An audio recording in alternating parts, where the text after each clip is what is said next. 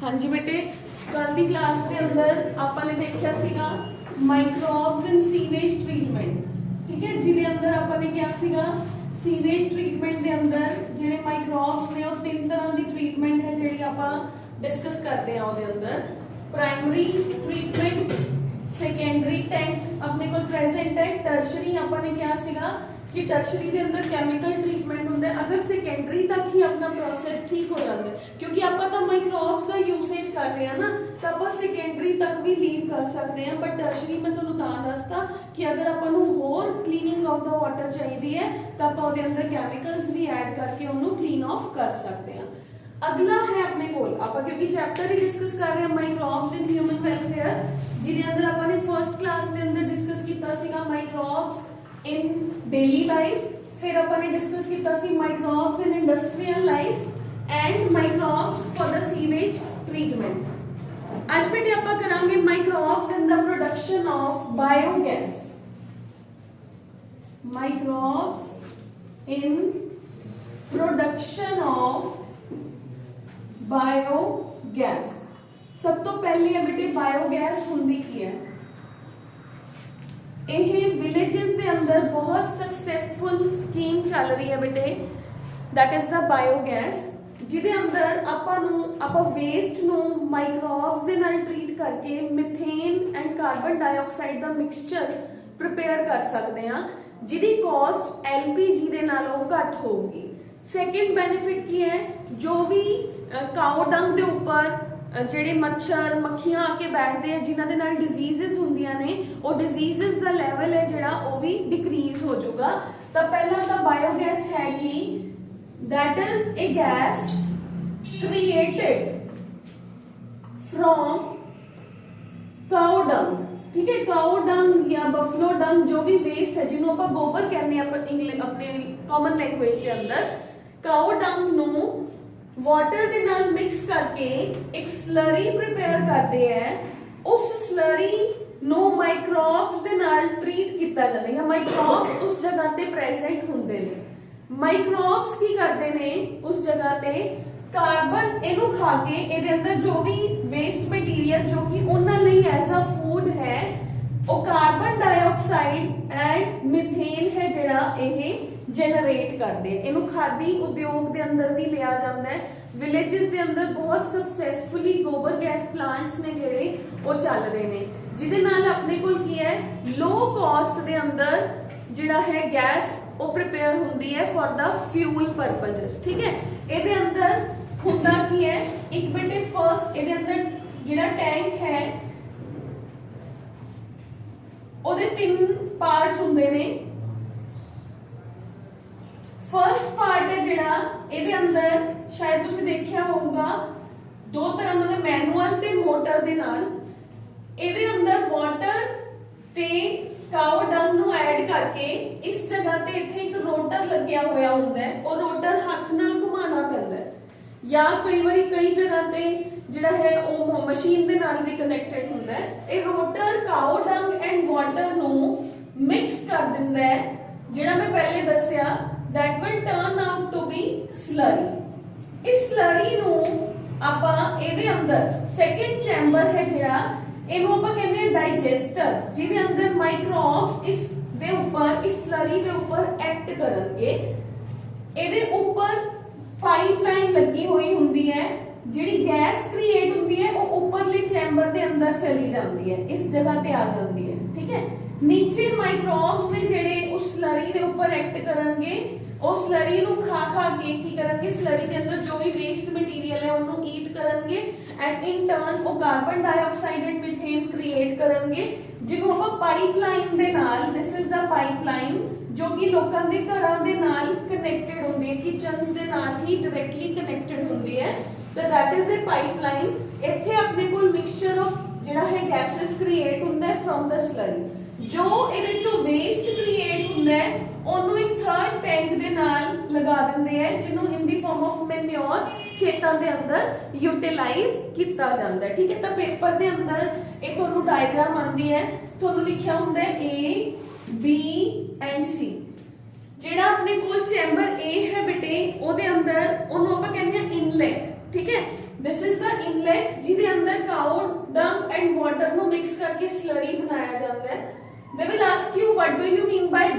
B ਦੇ ਅੰਦਰ ਕੀ ਹੁੰਦਾ ਹੈ? B ਨੂੰ ਡਾਈਜੈਸਟਰ ਕਹਿੰਦੇ ਆ। ਡਾਈਜੈਸਟਰ ਦਾ ਮਤਲਬ ਹੈ ਇੱਕ ਬਹੁਤ ਬੜਾ ਟੈਂਕ ਹੈ ਜੋ ਕਿ ਧਰਤੀ ਦੇ ਅੰਦਰ ਹੁੰਦਾ ਹੈ, ਦਿਖਦਾ ਨਹੀਂ ਹੈਗਾ ਆਪਾਂ ਨੂੰ, ਇਹ ਆਪਾਂ ਨੂੰ ਦਿਖਦਾ ਹੈ, ਇਹ ਬਿਲਕੁਲ ਨੀਚੇ ਅੰਡਰਗਰਾਉਂਡ ਪ੍ਰੈਜ਼ੈਂਟ ਹੁੰਦਾ ਹੈ ਜਿਹਦੇ ਅੰਦਰ ਮਾਈਕਰੋਬਸ उस स्लरी के ऊपर एक्ट करके गैस के अंदर सबस्टेंसेस नु क्रिएट कर देंगे।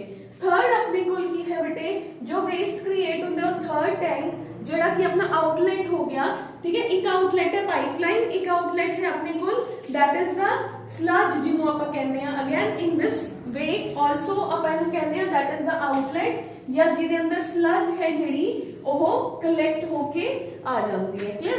ਤਾਂ ਉਹਨੂੰ ਤੁਸੀਂ ਖੇਤਾਂ ਦੇ ਅੰਦਰ ਜਾਂ ਜਿਸ ਜਗ੍ਹਾ ਤੇ ਵੀ ਯੂਟਿਲਾਈਜ਼ ਕਰਨਾ ਕਰ ਸਕਦੇ ਹੋ। ਯਾਨੀ ਕਿ ਆਪਣੇ ਕੋਲ ਬੈਨੀਫਿਟਸ ਕੀ ਹੋਗੇ? ਇੱਕ ਤਾਂ ਆਪਣੇ ਕੋਲ एनवायरमेंट फ्रेंडली, एलपीजी ਦੇ ਤਾਂ ਬਹੁਤ ਨੁਕਸਾਨ ਹੁੰਦੇ ਨੇ। एनवायरमेंट फ्रेंडली गैस है ਜਿਹੜੀ ਉਹ ਕ੍ਰੀਏਟ ਹੋਗੀ।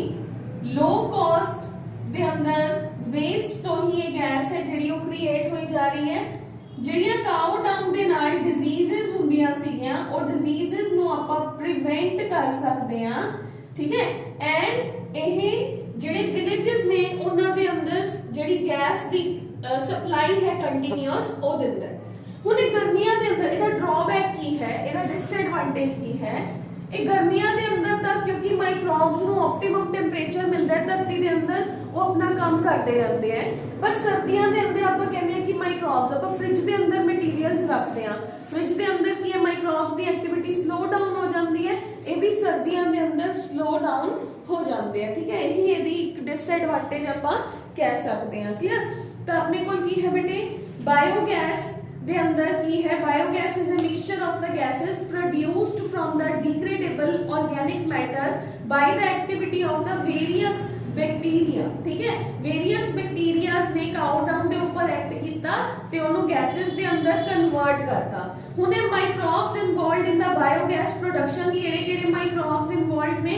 ਆਬਵੀਅਸਲੀ ਅਗਰ ਮੀਥੇਨ ਬਣ ਰਹੀ ਹੈ ਤਾਂ ਮਿਥੇਨੋਬੈਕਟੀਰੀਅਮਸ ਹੀ ਹੋਣਗੇ, ਤਾਂ ਇਹਦੇ ਅੰਦਰ ਮਿਥੇਨੋਬੈਕਟੀਰੀਅਮ, ਯੂ ਬੈਕਟੀਰੀਅਮ, ਰਿਊਮੀਨੋਕੋਕਸ, ਇਹ ਕਈ ਗਰੁੱਪ ਆਫ ਬੈਕਟੀਰੀਆਸ ਨੇ ਜੋ ਕਿ ਉਹਦੇ ਅੰਦਰ ਇਨਵੋਲਵਡ ਹੁੰਦੇ ਨੇ। ਬਾਇਓਗੈਸ ਦੀ ਕੰਪੋਜੀਸ਼ਨ ਦੇ ਅੰਦਰ ਮੇਨਲੀ ਮਿਥੇਨ ਹੁੰਦੀ ਹੈ, ਇਸ ਤੋਂ ਇਲਾਵਾ ਉਹਦੇ ਅੰਦਰ carbon dioxide, some amount of nitrogen, oxygen and hydrogen ਹੈ ਜਿਹੜਾ ਉਹ ਵੀ ਪ੍ਰੈਜ਼ੈਂਟ ਹੁੰਦਾ ਹੈ। ਇਸ ਪ੍ਰੋਸੈਸ ਦੇ ਤਿੰਨ ਪਾਰਟ ਹੁੰਦੇ ਨੇ। ਫਸਟ ਇਨਲੈਟ ਹੁੰਦਾ ਹੈ, ਇਨਲੈਟ ਦੇ ਅੰਦਰ ਆਪਾਂ ਗੋਬਰ ਤੇ ਵਾਟਰ ਦੀ ਰੇਸ਼ੋ ਡਿਸਾਈਡ ਕਰਦੇ ਆ, ਉਹਨੂੰ ਸਲਰੀ ਦੇ ਅੰਦਰ ਪ੍ਰਿਪੇਅਰ ਕਰਕੇ ਇਨਲੈਟ ਨੂੰ ਦੇ ਦਿੰਦੇ ਆ। ਇਨਲੈਟ ਤੋਂ ਉਹ ਨੀਚੇ ਸੋਇਲ ਦੇ ਅੰਦਰ ਚਲਾ ਜਾਂਦਾ ਹੈ, ਸੋਇਲ ਦੇ ਅੰਦਰ ਸਲਰੀ ਗਈ, ਉਹਦੇ ਉੱਪਰ ਮਾਈਕਰੋਬਸ ਐਕਟ ਕਰਨਗੇ, ਉਹ ਗੈसेस ਦੇ ਅੰਦਰ ਕ੍ਰੀਏਟ ਹੋ ਜਾਂਦਾ ਹੈ। ਉਸ ਡਾਈਜੈਸਟਰ, ਉਸ ਮਸ਼ੀਨ ਨੂੰ ਜਾਂ ਉਸ ਡੱਬੇ ਨੂੰ ਆਪਾਂ ਡਾਈਜੈਸਟਰ ਕਹਿੰਦੇ ਆ। ਉਸ ਤੋਂ ਬਾਅਦ ਉਹਦੇ ਚੋਂ ਸਲਜ ਹੈ ਜਿਹੜਾ ਉਹ ਡਿਸਚਾਰਜ ਹੋ ਜਾਂਦਾ ਹੈ, ਜਿਸ ਸਲਜ ਨੂੰ ਆਪਾਂ ਖੇਤਾਂ ਦੇ ਅੰਦਰ ਯੂਜ਼ ਕਰ ਸਕਦੇ ਹਾਂ। ਮਤਲਬ ਉਹਦੇ ਦੋ ਆਊਟਲੈਟਸ ਨੇ, ਇੱਕ ਤਾਂ ਗੈਸ ਦਾ ਆਊਟਲੈਟ ਹੈ, ਇੱਕ ਆਪਣੇ ਕੋਲ ਸਲਜ ਲਈ ਆਊਟਲੈਟ ਹੈ ਜਿਹੜਾ ਉਹ ਯੂਜ਼ ਕੀਤਾ ਜਾਂਦਾ ਹੈ। ਕਲੀਅਰ ਹੈ ਬੇਟੇ? ਤਾਂ ਇਹਦੇ ਐਡਵਾਂਟੇजेस ਡਿਸਐਡਵਾਂਟੇजेस ਬੁੱਕਸ ਦੇ ਅੰਦਰ ਮੈਂਸ਼ਨ ਨਹੀਂ ਹੈਗੇ, ਇਹ ਮੈਂ ਤੁਹਾਨੂੰ ਦੱਸਦੇ, ਤੁਸੀਂ ਆਪਣੇ ਆਪ ਐਡਵਾਂਟੇजेस ਐਂਡ ਡਿਸਐਡਵਾਂਟੇजेस ਨੇ ਜਿਹੜੇ ਉਹ ਲਿਖਣੇ ਆ। ਹੁਣ ਬੇਟੇ ਆਪਣੇ ਕੋਲ ਬਹੁਤ ਹੀ ਈਜ਼ੀ ਜੇ 3 ਟੌਪਿਕਸ ਨੇ। ਪਹਿਲਾਂ ਮੈਂ ਤੁਹਾਨੂੰ ਟੌਪਿਕਸ ਦੱਸਦੀ ਹਾਂ। ਹੁਣ ਅਗੇਨ ਬਹੁਤ ਹੁਣ ਆਪਾਂ ਐਗਰੀਕਲਚਰ ਦੇ ਅੰਦਰ ਮਾਈਕਰੋਬਸ ਦਾ ਯੂਜ਼ ਲੈ ਕੇ ਜਾਵਾਂਗੇ। वैसे भी माइक्रोब्स ने ਜਿਹੜੇ बहुत सारे माइक्रोब्स फार्मर फ्रेंडली ਹੁੰਦੇ ਆ, इवन फार्मर्स ਨੂੰ ਪਤਾ ਵੀ ਨਹੀਂ ਹੁੰਦਾ ਕਿ they are farmer friendly microbes. Clear? But ਹੁਣ ਹੈ ਜਿਹੜਾ ਬਹੁਤ ਟ੍ਰੈਂਡ ਦੇ ਅੰਦਰ ਹੈ ਮਾਈਕਰੋਬੀਅਲ ਪ੍ਰੋਡਕਟਸ ਨੂੰ ਯੂਜ਼ ਕਰਨਾ ਐਗਰੀਕਲਚਰ ਦੇ ਅੰਦਰ, ਜਿਹਦੇ ਅੰਦਰ ਆਪਣੇ ਕੋਲ 3 main paper point of view ਦੇ ਨਾਲ 3 ਮੇਨ ਡੈਫੀਨੇਸ਼ਨਸ ਲਗਾ ਲਓ, ਉਹਨਾਂ ਦੀਆਂ ਐਗਜ਼ਾਮਪਲਸ ਵੀ ਕਰਨੀਆਂ ਨੇ, ਡੈਫੀਨੇਸ਼ਨਸ ਵੀ ਕਰਨੀਆਂ ਨੇ। 1 is biopesticides, bioherbicides and bioinsecticides। ਇਹ ਤਿੰਨੋਂ वर्ड्स ਨੂੰ अगर ਆਪਾਂ स्प्लिट करिए तो ਤਿੰਨਾਂ ਚੋਂ बायो ਕੱਢ ਦੋ, वर्ड बन गया पेस्टिसाइड, इंसेक्टिसाइड, हर्बिसाइड, जो कि सबने सुनया होया ਹੁੰਦਾ है। हर्बिसाइड, पेस्टिसाइड एंड इंसेक्टिसाइड ਉਹ ਇੰਗਲਿਸ਼ ਦੇ ਵਰਡਸ ਨੇ ਜਿਹਦੇ ਅੰਦਰ ਆਪਾਂ ਖੇਤਾਂ ਦੇ ਅੰਦਰ ਕੈਮੀਕਲਸ ਨੂੰ ਯੂਜ਼ ਕਰਦੇ ਆ। ਪੈਸਟੀਸਾਈਡਸ ਦੇ ਅੰਦਰ ਉਹ ਕੈਮੀਕਲਸ ਨੇ ਜੋ ਪੈਸਟਸ ਨੂੰ ਭਜਾ ਦਿੰਦੇ ਆ ਜਾਂ ਪੈਸਟਸ ਨੂੰ ਰਿਮੂਵ ਕਰ ਦਿੰਦੇ ਆ। ਪੈਸਟ ਕੀ ਹੋ ਗਏ? ਕੀੜੇ ਮਕੌੜੇ ਹੋ ਗਏ। ਹਰਬੀਸਾਈਡਸ ਕੀ ਹੋ ਗਏ? ਉਹ ਕੈਮੀਕਲ ਜਿਹੜੇ ਅਨਵਾਂਟਡ ਪਲਾਂਟਸ ਨੂੰ ਗਰੋ ਨਹੀਂ ਹੋਣ ਦੇਣਗੇ। ਇਨਸੈਕਟੀਸਾਈਡ ਜੋ ਇਨਸੈਕਟਸ ਨੂੰ ਮਾਰ ਦੇਣਗੇ। ਠੀਕ ਹੈ, ਤਿੰਨ ਟਰਮਸ ਆ ਗਈਆਂ ਜੋ ਕਿ ਇਨ ਦੀ ਫਾਰਮ ਆਫ ਕੈਮੀਕਲਸ ਡੇਲੀ ਖੇਤਾਂ ਦੇ ਅੰਦਰ ਯੂਜ਼ ਕੀਤੇ ਜਾਂਦੇ ਆ। ਉਹਦਾ ਨੁਕਸਾਨ ਕੀ ਹੈ? ਕਿਉਂਕਿ ਅਗਰ ਆਪਾਂ ਇਹਨੂੰ ਸਪਲਿਟ ਕਰਤਾ ਤਾਂ ਵਰਡ ਬਣ ਗਏ ਪੈਸਟੀਸਾਈਡ, ਇਨਸੈਕਟੀਸਾਈਡ ਐਂਡ ਹਰਬੀਸਾਈਡ। ਮੈਂ ਹੁਣੇ ਹੀ ਕਿਹਾ ਇਹ ਕੀ ਨੇ? ਇਹ ਕੈਮੀਕਲਸ ਨੇ ਜੋ ਕਿ ਖੇਤਾਂ ਦੇ ਅੰਦਰ ਪਾਏ ਜਾਂਦੇ ਆ। ਜੇ ਇਹਨਾਂ ਨੂੰ ਨਹੀਂ ਪਾਉਂਗੇ ਤਾਂ ਪੈਸਟਸ ਵੀ ਆਣਗੇ, ਹਰਬਸ ਵੀ ਗਰੋ ਹੋਣਗੇ ਤੇ ਇਨਸੈਕਟਸ ਵੀ ਆਣਗੇ ਜੋ ਕਿ ਆਪਣੀ ਪ੍ਰੋਡਕਸ਼ਨ ਨੂੰ ਡਿਕਰੀਜ਼ ਕਰਨਗੇ। ਆਪਾਂ ਕੀ ਚਾਹੁੰਦੇ ਹਾਂ? ਪ੍ਰੋਡਕਸ਼ਨ ਡਿਕਰੀਜ਼ ਨਹੀਂ ਹੋਣੀ ਚਾਹੀਦੀ। ਦੂਸਰਾ, ਪ੍ਰੋਡਕਸ਼ਨ ਨਹੀਂ ਡਿਕਰੀਜ਼ ਹੋਣੀ ਚਾਹੀਦੀ ਤਾਂ ਆਪਾਂ ਇਹਨਾਂ ਨੂੰ ਯੂਜ਼ ਕਰਾਂਗੇ, ਪਰ ਇਹਦਾ ਹਿਊਮਨ ਦੀ ਹੈਲਥ ਦੇ ਉੱਪਰ ਤੇ ਆਪਣੀ ਸੋਇਲ ਦੇ ਉੱਪਰ, ਦੋਨਾਂ ਦੇ ਉੱਪਰ ਡਰਾਫੁਲ ਇਫੈਕਟ ਹੈ। ਕਿਵੇਂ? ਸੋਇਲ ਦੇ ਅੰਦਰ ਬੇਟੇ ਆਪਾਂ ਫਰਟੀਲਿਟੀ ਨੂੰ ਐਨਹਾਂਸ ਕਰਨ ਲਈ ਵੀ ਤਾਂ ਕੈਮੀਕਲਸ ਪਾ ਰਹੇ ਹਾਂ। ਜੇ ਆਪਾਂ ਡੇਲੀ ਇੱਕ ਬੋਡੀ ਨੂੰ ਆਪਾਂ ਦਵਾਈਆਂ ਦੇ ਉੱਪਰ ਡਿਪੈਂਡੈਂਟ ਬਣਾ ਦਾਂਗੇ ਤਾਂ ਸੋਇਲ ਨੂੰ ਵੀ ਤਾਂ ਆਪਾਂ ਡਰਗ ਐਡਿਕਸ਼ਨ ਹੀ ਕਰ ਰਹੇ ਹਾਂ ਨਾ ਇੱਕ ਤਰ੍ਹਾਂ ਦੀ। ਸੋਇਲ ਦੀ ਫਰਟੀਲਿਟੀ ਹੈ ਜਿਹੜੀ ਉਹ ਰਿਡਿਊਸ ਹੁੰਦੀ ਹੈ on a long period of time. ਹਰ ਵਾਰ ਹਰ ਸਾਲ ਕੈਮੀਕਲਸ ਦਾ ਅਮਾਉਂਟ ਡਬਲ ਦੇਣਾ ਪੈਂਦਾ ਹੈ। ਹੁਣ ਉਹੀ ਕੈਮੀਕਲਸ ਆਪਣੇ ਜਿਹੜੇ ਵੀ ਫਰੂਟਸ ਐਂਡ ਵੈਜੀਟੇਬਲਸ ਨੇ ਉਹਨਾਂ ਦੇ ਥਰੂ ਆਪਣੀ ਡਾਈਟ ਦੇ ਅੰਦਰ ਵੀ ਤਾਂ ਆ ਰਹੇ ਨੇ। ਇਸ ਕਰਕੇ ਨੰਬਰ ਆਫ ਡਿਜ਼ੀਜ਼ਸ ਨੇ ਜਿਹੜੀਆਂ ਉਹ ਹਾਈ ਹੋਈ ਜਾ ਰਹੀਆਂ। ਬਹੁਤ ਸਾਰੀਆਂ ਕੰਟਰੀਜ਼ ਦੇ ਅੰਦਰ ਕੈਮੀਕਲਸ ਨੂੰ ਯੂਜ਼ ਨਹੀਂ ਕੀਤਾ ਜਾਂਦਾ। In turn bio pesticide, bio herbicide, bio insecticides use ਹੁੰਦੇ। ਇਹ ਟਰਮਸ ਕੀ ਨੇ? ਇਹਨਾਂ ਹਰ ਇੱਕ ਦੇ ਅੰਦਰ ਬੈਕਟੀਰੀਆ ਦਾ ਨਾਮ ਡਿਫਰੈਂਟ ਹੋਊਗਾ। ਬਾਇਓ ਪੈਸਟੀਸਾਈਡ ਯਾਨੀ ਕਿ ਕੁਝ ਨੈਚੁਰਲ ਚੀਜ਼ਾਂ, ਯਾਨੀ ਕਿ ਮਾਈਕਰੋਬ ਦੀ ਬੋਡੀ ਦੇ ਅੰਦਰ ਐਵੇਂ ਦੇ ਜੀਨਸ ਇਨੋਕੂਲੇਟ ਕਰ ਦੋ ਜਾਂ ਨੈਚੁਰਲੀ ਐਵੇਂ ਦੇ ਮਾਈਕਰੋਬਸ ਨੂੰ ਯੂਜ਼ ਕਰ ਲੋ ਜੋ ਕਿ ਪੈਸਟਸ ਨੂੰ ਮਾਰ ਦਿੰਦੇ ਆ। ਜਿਵੇਂ ਆਪਾਂ ਬੀਟੀ ਕਾਟਨ ਦੀ ਐਗਜ਼ਾਮਪਲ ਕਰਕੇ ਵੀ ਆਏ ਆ, that is the bio pesticides। या कुछ ਐਵੇਂ ਦੇ ਬੈਕਟੀਰੀਆ ਸੋਇਲ ਦੇ ਅੰਦਰ ਇਨੋਕੂਲੇਟ ਕਰ ਦੋ ਜੋ ਕਿ ਪੈਸਟਸ ਨੂੰ ਗਰੋ ਨਹੀਂ ਹੋਣ ਦੇਣਗੇ।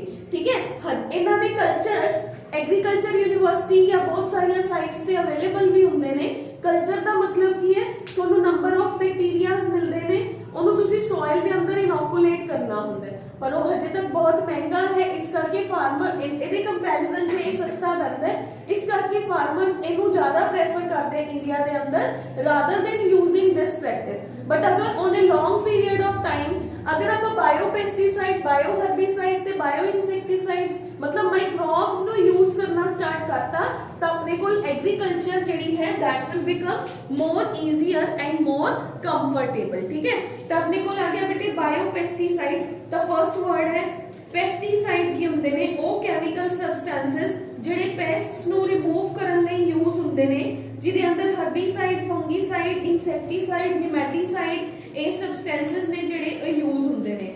ਪਰ ਜਿਹੜੇ ਪੈਸਟੀਸਾਈਡ ਨੇ ਨਾ ਉਹ ਕਾਸਟਲੀ ਨੇ, ਉਹ ਆਪਣੀ ਹੈਲਥ ਲਈ ਹਾਰਮਫੁਲ ਨੇ ਐਂਡ ਬਾਕੀ ਇੱਕ ਆਰਗੈਨਿਜ਼ਮ ਦੇ ਨਾਲ ਨਾਲ ਉਹ ਬਾਕੀਆਂ ਨੂੰ ਵੀ ਮਾਰ ਦਿੰਦੇ ਆ। ਫੋਰ ਐਗਜ਼ਾਮਪਲ ਮੈਂ ਅਰਥਵਰਮ ਨੂੰ ਨਹੀਂ ਮਾਰਨਾ ਚਾਹਦੀ, ਬਟ ਜੇ ਮੈਂ ਨਿਮੈਟੀਸਾਈਡ ਯੂਜ਼ ਕਰੂੰਗੀ ਤਾਂ ਮੇਰੇ ਅਰਥਵਰਮ ਵੀ ਮਰ ਜਾਣਗੇ। ਇਸ ਕਰਕੇ ਅਗਰ ਆਪਾਂ ਉਹਨਾਂ ਤੋਂ ਆਪਣੀਆਂ ਕ੍ਰੌਪਸ ਨੂੰ ਬਚਾਉਣਾ ਚਾਹੁੰਦੇ ਹਾਂ, ਹਿਊਮਨ ਹੈਲਥ, ਸੋਇਲ, ਬਾਕੀ ਦੇ ਇਨਸੈਕਟਸ ਨੂੰ ਬਚਾਉਣਾ ਚਾਹੁੰਦੇ ਹਾਂ ਤਾਂ ਆਪਾਂ ਨੂੰ ਕੀ ਯੂਜ਼ ਕਰਨਾ ਚਾਹੀਦਾ? Bio insecticide, bio herbicide, bio pesticides. ਤਾਂ ਬਾਇਓ ਹਰਬੀਸਾਈਡਸ ਕੀ ਨੇ ਬੇਟੇ? ਪਹਿਲਾਂ ਤਾਂ ਹਰਬੀਸਾਈਡਸ ਕੀ ਨੇ? ਉਹ ਕੈਮੀਕਲਸ ਹੁੰਦੇ ਨੇ ਜੋ ਅਨਵਾਂਟਡ ਵੀਡਸ ਨੂੰ ਗਰੋ ਨਹੀਂ ਹੋਣ ਦਿੰਦੇ। ਉਹ ਕਿਹੜੇ ਕੈਮੀਕਲਸ ਨੇ? ਮਾਰਕੀਟ ਦੇ ਅੰਦਰ 2,4-D, 5-T ਇਹ ਕੈਮੀਕਲਸ ਨੇ, MCPA ਇਹ ਕੈਮੀਕਲਸ ਅਵੇਲੇਬਲ ਨੇ। ਬਟ ਅਗਰ ਮੈਂ ਇਹਦੀ ਜਗ੍ਹਾ ਤੇ ਫਾਈਟੋਫਥੋਰਾ ਪਾਲਮੀਵੋਰਾ that is the name of the bacteria ਜੋ ਕਿ ਮਿਲਕ ਵੀਡਸ ਨੂੰ ਗਰੋ ਨਹੀਂ ਹੋਣ ਦਿੰਦਾ ਤਾਂ we can inoculate the culture of bacteria into the soil। clear? ਤਾਂ ਆਪਣੇ ਕੋਲ ਕੀ ਆ ਗਿਆ? first effective herbicide was developed in 1981 that is the Phytophthora palmivora। ठीक है, एक ही करता सीगा अनवांटेड प्लांट्स ਦੀ growth ਨੂੰ ਰੋਕ ਦਿੰਦਾ ਹੈ। ਇਸ ਤੋਂ ਬਾਅਦ ਆਪਣੇ ਕੋਲ ਬਹੁਤ ਸਾਰੇ ਹੋਰ ਨੇ ਜਿਹੜੇ ਮਾਈਕਰੋਬਸ ਨੇ दैट इज द कॉन्ड्रिला जुनशिया, ये अपने कोल है कॉक्सीनिया कॉन्ड्रिला, ये नेम ऑफ बैक्टीरियाज ने जो कि एज अ हर्बीसाइड्स यूज होते हैं। उस तो बाद है बेटे बायो इंसेक्टिसाइड्स। इंसेक्ट्स की ने अपने कोल ਉਹ ਪੈਸਟਸ ਨੇ ਜੋ ਕਿ ਫਸਲਾਂ ਨੂੰ ਤਬਾਹ ਕਰ ਦਿੰਦੇ ਨੇ। ਇਨਸੈਕਟੀਸਾਈਡ मतलब ਉਹ ਇਨਸੈਕਟਸ ਜੋ ਕਿ ਆਪਣੇ ਕੋਲ ਫਸਲਾਂ ਨੂੰ ਬਰਬਾਦ ਕਰ ਦੇਣਗੇ। ਅਗੇਨ ਜਦੋਂ ਆਪਾਂ ਇਹਨਾਂ ਨੂੰ ਕੈਮੀਕਲਸ ਦੇ ਨਾਲ ਡੀਲ ਕਰਾਂਗੇ ਤਾਂ ਕੈਮੀਕਲਸ ਕੀ ਕਰਨਗੇ, ਆਪਣੀ ਹੈਲਥ ਨੂੰ, ਆਪਣੀ ਸੋਇਲ ਨੂੰ, ਸਭ ਨੂੰ ਇਫੈਕਟ ਕਰਨਗੇ। But rather then using that ਆਪਾਂ ਫਸਲਾਂ ਨੂੰ ਮੋਡੀਫਾਈ ਕਰਕੇ ਵੀ ਯੂਜ਼ ਕਰ ਸਕਦੇ ਹਾਂ। ਇਹਦੀ ਐਗਜ਼ਾਮਪਲ ਕੀ ਹੋਗੀ, ਇਨਸੈਕਟੀਸਾਈਡ ਦੇ ਅੰਦਰ BT ਕਾਟਨ ਜੋ ਕਿ ਆਪਾਂ ਪਹਿਲੇ ਵੀ ਕਰ ਚੁੱਕੇ ਹਾਂ। BT ਕਾਟਨ ਦੇ ਅੰਦਰ ਆਪਾਂ ਨੇ ਕਾਟਨ ਦੇ ਸੀਡ ਦੇ ਅੰਦਰ ਬੈਕਟੀਰੀਆ ਦੇ ਜੀਨਸ ਇਨੋਕੂਲੇਟ ਕਰਤੇ। ਜਦੋਂ ਉਹ ਪਲਾਂਟ ਗਰੋ ਕਰੂਗਾ ਉਸ ਪਲਾਂਟ ਦੇ ਅੰਦਰ ਕ੍ਰਾਈ ਪ੍ਰੋਟੀਨਸ ਬਣਨਗੇ। ਜਦੋਂ ਪੈਸਟ ਉਹਦੇ ਉੱਪਰ, ਇਨਸੈਕਟ ਉਹਦੇ ਉੱਪਰ ਆ ਕੇ ਅਟੈਕ ਕਰਦਾ ਹੈ, ਬੋਲਵਰਮ ਉਹਦੇ ਉੱਪਰ ਆ ਕੇ ਅਟੈਕ ਕਰੂਗਾ ਤਾਂ ਉਹਦੇ ਮਾਊਥ ਦੇ ਅੰਦਰ ਉਹ ਕ੍ਰਾਈ ਪ੍ਰੋਟੀਨਸ ਨੇ ਜਿਹੜੇ ਉਹ ਟੌਕਸਿਨਸ ਕ੍ਰੀਏਟ ਕਰ ਦੇਣਗੇ, ਜਿਹਦੇ ਨਾਲ ਇਨਸੈਕਟ ਹੈ ਜਿਹੜਾ ਉਹ ਹੰਗਰ ਸਟਾਰਵੇਸ਼ਨ ਦੇ ਨਾਲ ਉਹਦੀ ਡੈਥ ਹੋ ਜਾਊਗੀ। ਤਾਂ that is the bio insecticide. ਇਹਦੇ ਅੰਦਰ ਹੈ ਬੇਟੇ ਆਪਣੇ ਕੋਲ ਬਹੁਤ ਸਾਰੇ ਫੰਗਸ, बहुत सारे रस्ट्स ने ਜਿਹੜੇ ਆਪਾਂ ਉਹਨਾਂ ਨੂੰ ਐਗਰੋਬੈਕਟੀਰੀਅਮ, ਰੇਡੀਓਬੈਕਟਰ, ਆਪਾਂ ਇਹ ਵਾਲੇ ਬੈਕਟੀਰੀਅਮਸ ਨੂੰ ਯੂਜ਼ ਕਰ ਸਕਦੇ ਹਾਂ। ਕਲੀਅਰ ਹੈ। ਨੈਕਸਟ ਹੈ ਬੇਟੇ ਬਾਇਓ ਫਰਟੀਲਾਈਜ਼ਰਸ। ਬਾਇਓ ਫਰਟੀਲਾਈਜ਼ਰਸ ਤੋਂ ਪਹਿਲਾਂ ਆਪਣੇ ਕੋਲ ਆ ਗਿਆ, ਇਹਨਾਂ ਤੋਂ ਇਲਾਵਾ ਇੱਕ ਹੋਰ ਟਰਮ ਆ ਗਈ ਬਾਇਓ ਫਰਟੀਲਾਈਜ਼ਰ। ਇਹ ਤਾਂ ਆਪਾਂ ਨੇ ਹਾਰਮਫੁਲ ਇਫੈਕਟ ਦੇਖੇ, ਯੂਜ਼ਫੁਲ ਇਫੈਕਟ ਵੱਲ ਵੀ ਜਾਣੇ ਆ।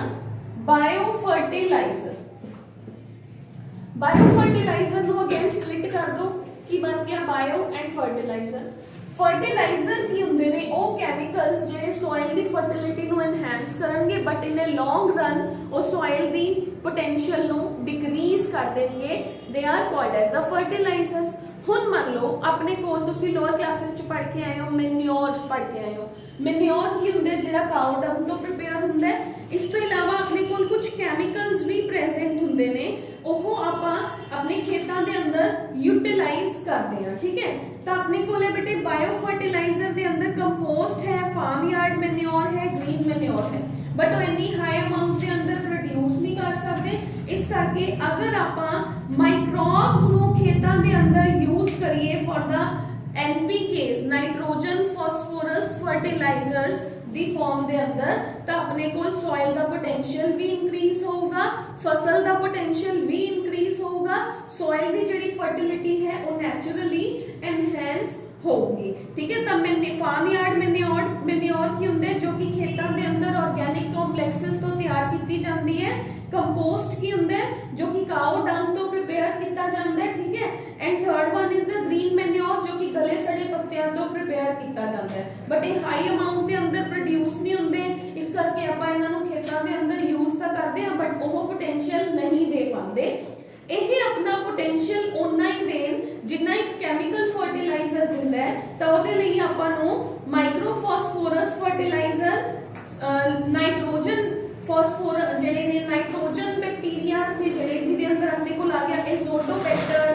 ਮਾਈਕਰੋ ਫਾਸਫੋਰਸ ਦੇ ਅੰਦਰ ਆਪਣੇ ਕੋਲ ਆ ਗਿਆ we have is the aspergillus fungi ਦਾ ਨਾਮ ਹੈ ਉਹ, and symbiotic nitrogen fixation मतलब ਐਵੇਂ ਦੇ ਬੈਕਟੀਰੀਆਜ਼ ਸੋਇਲ ਦੇ ਅੰਦਰ ਯੂਜ਼ ਹੋਣੇ ਚਾਹੀਦੇ ਨੇ ਜੋ ਕਿ ਸੋਇਲ ਦੇ ਅੰਦਰ ਨਾਈਟ੍ਰੋਜਨ ਫਾਸਫੋਰਸ ਨੂੰ ਫਿਕਸ ਕਰਨ ਤੇ ਸੋਇਲ ਦੀ ਫਰਟੀਲਿਟੀ ਨੂੰ ਨੈਚੁਰਲੀ ਐਨਹਾਂਸ ਕਰਨ।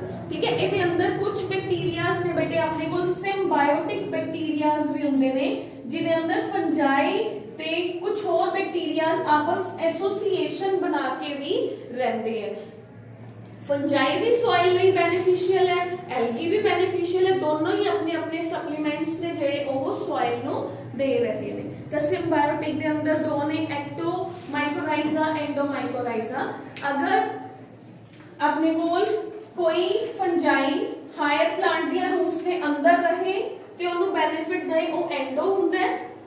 ਅਗਰ ਕੋਈ ਉਹਦੇ ਉੱਪਰ ਰਹੇ ਜਾਂ ਉਹਦੇ ਨਾਲ ਰਹੇ ਤਾਂ ਉਹ ਐਕਟੋਮਾਈਕੋਰਾਈਜ਼ਾ ਹੁੰਦਾ ਹੈ। ਤਾਂ ਆਪਣੇ ਕੋਲ ਓਵਰਆਲ ਕੀ ਹੋ ਗਿਆ ਬੇਟੇ, ਓਵਰਆਲ ਹੈ ਪੈਸਟੀਸਾਈਡ, ਹਰਬੀਸਾਈਡ, ਇਨਸੈਕਟੀਸਾਈਡ ਦਾ ਕੈਮੀਕਲਸ ਨੇ ਫਰਟੀਲਾਈਜ਼ਰਸ ਵੀ ਕੈਮੀਕਲਸ ਨੇ। ਅਗਰ ਆਪਾਂ ਇਹਨਾਂ ਨੂੰ ਰਿਪਲੇਸ ਕਰਦੇ ਆ by the use of the micro organisms ਤਾਂ ਉਹ bio pesticide, bio herbicide, bio insecticides ਬਣ ਜਾਂਦੇ ਆ ਜਾਂ ਬਾਇਓ ਫਰਟੀਲਾਈਜ਼ਰਸ। ਠੀਕ ਹੈ, ਫਰਟੀਲਾਈਜ਼ਰ ਸੋਇਲ ਦੀ ਫਰਟੀਲਿਟੀ ਨੂੰ ਐਨਹਾਂਸ ਕਰਨਗੇ by the use of the micro organism. ਇਨਸੈਕਟਿਸ ਬਾਇਓ ਪੈਸਟੀਸਾਈਡ ਪੈਸਟਸ ਨੂੰ ਮਾਰਨਗੇ, ਬਾਇਓ ਇਨਸੈਕਟੀਸਾਈਡਸ ਇਨਸੈਕਟਸ ਨੂੰ ਕਿਲ ਕਰਨਗੇ ਐਂਡ ਬਾਇਓ ਹਰਬੀਸਾਈਡਸ ਨੇ ਜਿਹੜੇ ਉਹ ਹਰਬਸ ਨੂੰ ਜਾਂ ਅਨਵਾਂਟਡ ਪਲਾਂਟਸ ਨੂੰ ਗਰੋ ਨਹੀਂ ਹੋਣ ਦੇਣਗੇ।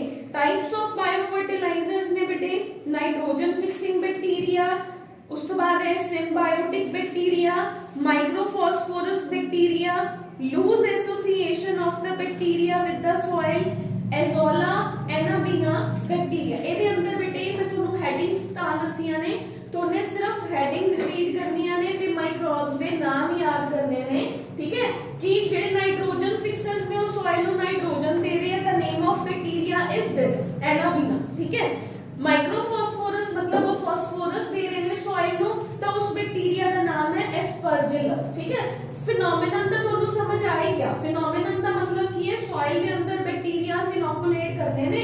ਉਹ ਬੈਕਟੀਰੀਆ ਰੂਟਸ ਦੀਆਂ ਪਲਾਂਟ ਦੀਆਂ ਰੂਟਸ ਦੇ ਨਾਲ ਕਨੈਕਸ਼ਨ ਬਿਲਡ ਕਰਨਗੇ ਤੇ ਕਨੈਕਸ਼ਨ ਬਿਲਡ ਕਰਨ ਤੋਂ ਬਾਅਦ ਉਹ ਪਾਰਟਿਕੂਲਰ ਕੈਮੀਕਲ ਆਪਣੀ ਫਸਲ ਦੇ ਅੰਦਰ ਆਣਾ ਸ਼ੁਰੂ ਹੋ ਜਾਊਗਾ। ਠੀਕ ਹੈ ਬੇਟੇ, ਤਾਂ ਉਹਦੇ ਅੰਦਰ ਇਹ ਆਪਣੇ ਕੋਲ ਐਗਜ਼ਾਮਪਲਸ ਨੇ एक्टोमाइकोराइजा, एंडोमाइकोराइजा। ठीक है, तो यही अपने कोल की हो गया, यही पोल्यूशन फ्री सबस्टेंसेस ने, ह्यूमन दी हेल्थ नु ज्यादा इफेक्ट नहीं करते, फसलां लई ज्यादा बेनिफिशियल ने, सॉइल दी प्रोडक्टिविटी नु भी डिक्रीज नहीं होण दिंदे।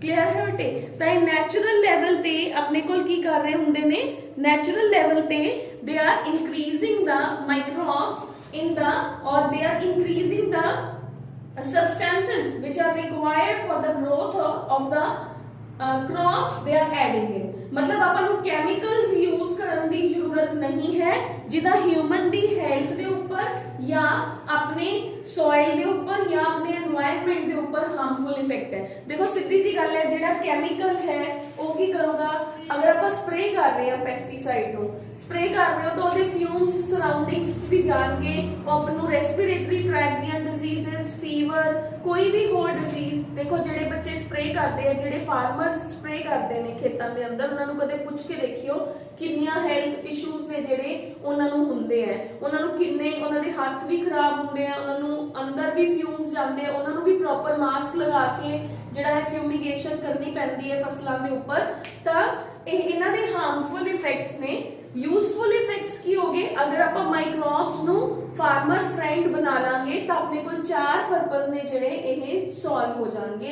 बहुत सारिया कंट्रीज दे अंदर बायो इंसेक्टिसाइड, बायो पेस्टिसाइड्स ने जेड़े ये यूज हो रहे ने, they are very good for the health of the human.